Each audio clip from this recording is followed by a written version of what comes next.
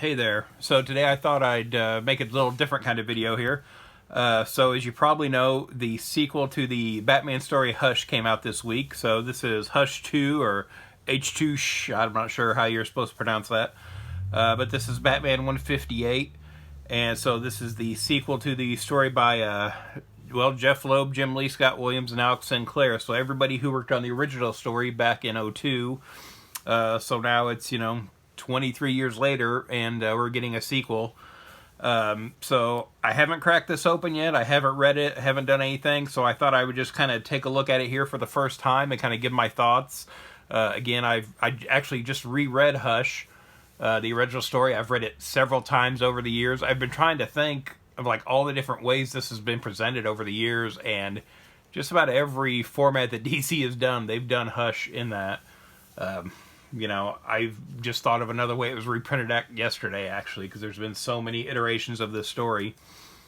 But this is the new one here, so I thought I would take a look and see how it is, and maybe compare it to the original a little bit. But here's the cover, and so right off, I thought I'd take a look here. This is the cover to 608. This is the original story from 2002. And this, right off the bat, just with the cover, it's like, I don't know that this is as good as the original. I don't know if this is quite up to what we were getting back then. Like, I don't feel like this is as dynamic a cover as this one here. Now, I will say, too, I did have a big poster of this back when it came out that is, long gone after being hung on my wall for a long time. But yeah, just right off the bat, I don't know that I'm as enthused about this as he probably hopes everybody is. I kind of wish they had gone back to the old logo there that they were using back then. I know this is kind of the current logo here, and they definitely want Hush on there. But I feel like it would have been nice to kind of throw back to the old logo they were using back then.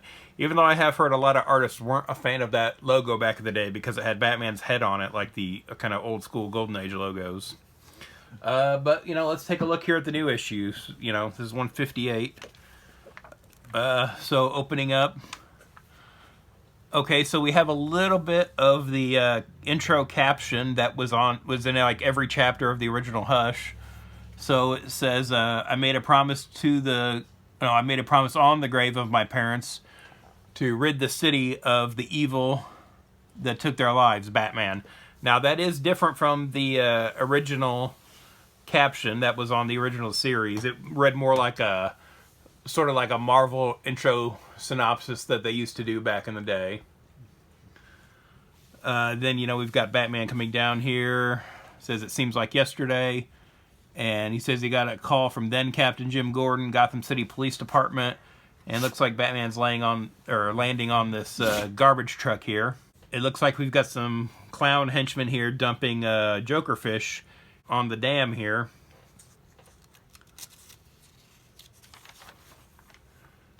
And Batman, looks like he's taking out these thugs here.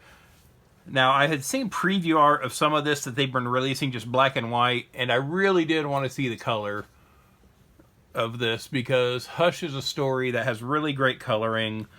It really felt like, and again, this was after DC had acquired Wildstorm back in the day, and so, Image was really well known for their computer coloring.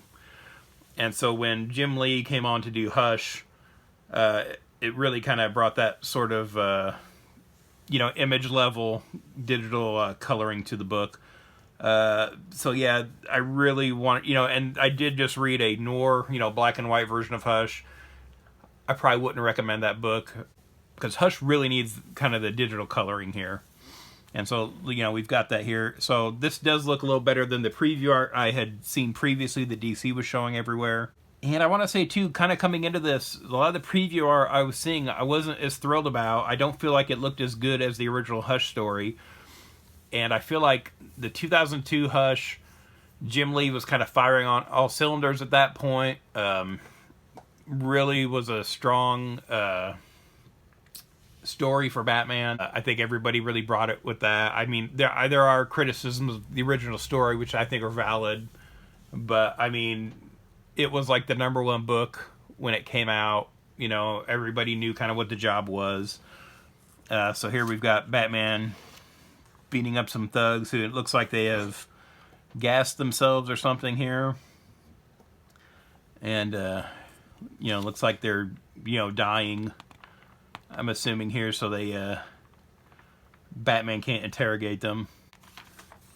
And it looks like there was a break-in at the Gotham City Aquarium, it says, and that that's probably where these fish came from, these Joker fish. So yeah, we see the thug's regular face here, and then, you know, as the gas is released under the mask, it looks like it turns him into like a Joker version. And, you know, same thing with the other guy here. So it says here that Joker has poisoned the reservoir, toxic fish, murderous grin, and, you know, these are all kind of like old school Joker crimes referencing like really old Joker stories. And it says even in his unique state of madness, the Joker never went for old crimes. Why repeat the old jokes? As Joker comes out of the back of the truck here and hits Batman with a crowbar. Yeah, I tell you what, I'm not...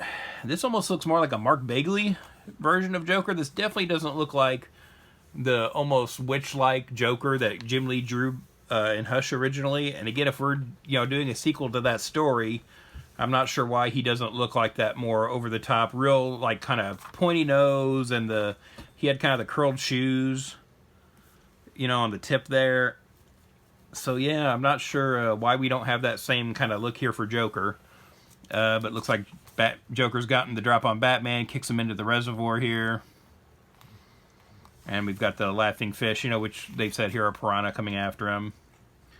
And so, yeah, this is chapter 1. Now, see, now this would be where the old school kind of caption was in the previous Hush story. So I'm not sure why that's not here on the credits page. But yeah, this looks a lot like the credits as they were in the original Hush story.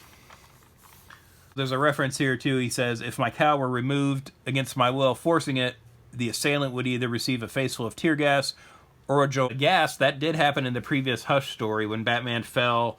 Like these thugs found him and they tried to remove his mask and they were sprayed with gas. So this looks like this is kind of killing the piranhas, though. And then we see this helicopter here and someone coming down to rescue Batman. We've got an ad here for Absolute Batman. Looks like they're bringing in Mr. Freeze into the Absolute books. Then we're back with Joker. We got somebody here, some new character, kind of grabbing Joker here. I don't know who this guy is. Yeah, this is a new character I think they're bringing into the story. The other thing, too, is like Hush was a mystery story, you know, over 12 issues. So I'm not sure if there's a mystery here or what, you know, kind of the plot is going to be.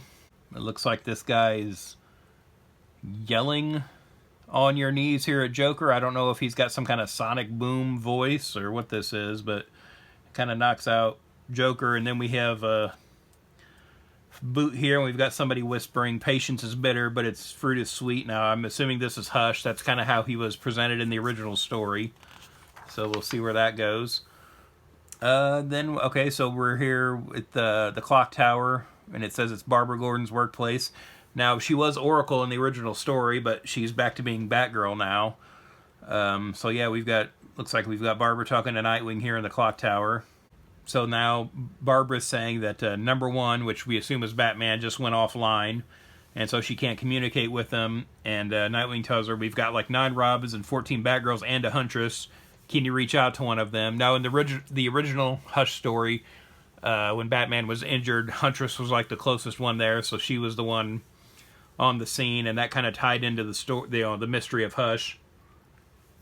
And I'm not sure if Huntress is back in this story or not. Well, I guess we'll find out. We've got someone here who's whoever fished Batman out of the water here, and he's thinking it's Selina, you know, which would be Catwoman. And it turns out it's Talia al Ghul, Ra's al Ghul's daughter, and she was in the original story too. And he says that she was tracking him. She's like, oh, like you let the others, you know, because we know that, you know, Barbara obviously does, and, you know, you would assume the rest of the family does. And so here she said she's come to visit Damian. Now, again, Damian wasn't in the comics back then. He wouldn't show up for, you know, about 3 more years or so-ish in the comics from when the original Hush story came out. So it looks like we are, you know, this is current continuity, I guess. And then they're not kind of jumping back to the previous continuity. As she leaves here after saving Batman's life, he wants to know where the Joker is. And now it looks like we've got Hush interrogating the Joker here. Okay, so now Hush is saying that the guy that Joker ran into here is called Silence. And so apparently he does have some sort of sonic voice or something here that kind of knocked out Joker. So now we've got Hush here kind of stringing up the Joker, and he tells him, you once told me this town isn't big enough for 2 homicidal maniacs. And again, that's a reference to the previous Hush story.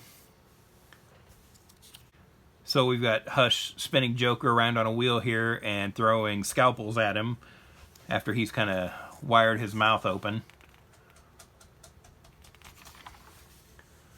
So I don't know. I don't know that I like the art, you know, the line art as much as I like the original. I'm wondering if we're going to get any watercolor sequences from Jim Lee like we did in the original. So there were like some flashback scenes now and then that were done in this watercolor technique that was really nice and really kind of helped differentiate them in the storyline.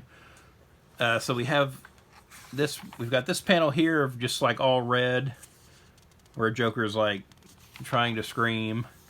And then we have it here too. I feel like those, I mean, this isn't a flashback, but I feel like we could have done something different here other than just like a solid red, like, I don't know, maybe some more grayscale in there or something like that. So yeah. And again, I don't know, it seems weird not having that original Joker design from Hush in here.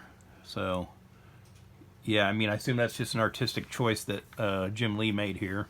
And now we've got Hush telling Joker that he nicked several of his arteries and that Joker's bleeding to death. And now we've got Hush here telling Joker that he's going to bleed to death and who will mourn for you. Now we've got Batman back in the Batcave here, it looks like. And he's trying to figure out what's going on with Joker, how did Talia find him, you know, did anybody else know what was going on tonight? And so here we've got, you know, his costume was kind of damaged back here, you know, after he was attacked by the piranhas. And so it looks like he's put on, it looks like he's put on an old costume actually, because we have the oval here on the bat again, which hasn't been the standard for a Batman costume since 2000. So like before Hush, you know, even because Batman still had the just the bat by itself back then. So, and they've been showing this in a lot of the preview art and stuff like that. So I'm not sure why we're back to the oval bat on here. I mean, it makes sense if that's what it was in the original Hush story, but it wasn't. Yeah, so I guess he's just kind of putting on a new costume here. Yeah, and that was something in the original story, too, that they kind of dropped out, was after Batman was injured, he had this fall off a building after he was shot, and his costume was all tore up and he was injured, and Jim Lee said in an interview they had plans to make like a new suit for Batman, but they didn't really do that. I assume DC shot that down or something like that, but it sounds like one of the original ideas for Hush was that Batman would have like a different suit throughout the story. And so now, here at the bottom of the page, we've got the communications are back online, and Batgirl and Nightwing are here talking to him. Okay, so Batman says someone was jamming their signal, so they've been compromised. So he's kind of turning them off, and he's kind of looking through evidence here, and he's got the Joker's shoe here that was left behind at the scene. Oh, okay, so now we're kind of doing the classic Batman detective thing of saying, you know, the shoe was stained. It was a combination of sawdust, diesel oil, mud, and animal dung. So he's going to go to some location that has all those things, you know, in it. And so he's like, it's the makings of a circus. As there is no circus in town, that leaves this abandoned amusement park. The Joker's ha-ha hacienda. So I don't know if this is supposed to be the same park from The Killing Joke back in the day. But we have, you know, this stuffed person here, this sort of doll that kind of looks like Gordon, who was taken by the Joker in that story and tortured there. So yeah, so Batman goes into a tent here, and these arms, you know, robot arms pop out and start shooting at him, but they all look like Joker's arms here. Yeah, so here we've got a big, you know, action splash here, Batman breaking through these mirrors, but again, it feels kind of lackluster to what Jim Lee would have done, you know, 23 years ago now. Yeah, I don't know if this is just sort of rust on Jim Lee from not having drawn regularly for so long, but yeah, this, I expect more from this shot here in particular.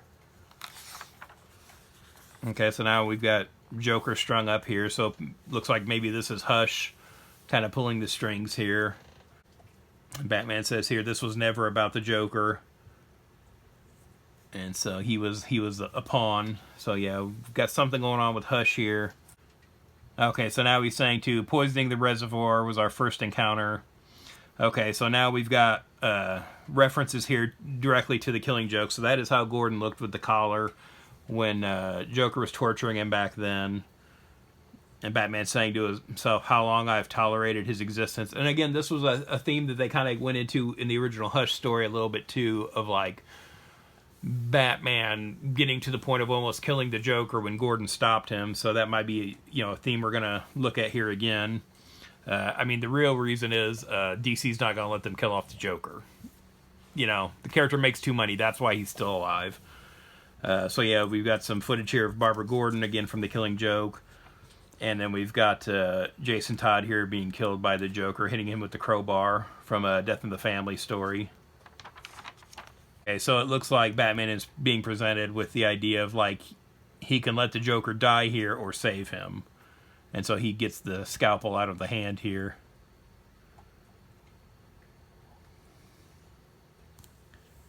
And he knows, okay, so now he knows that this is, you know, a surgeon has set this up. So this is Tommy Elliott. This is Hush back.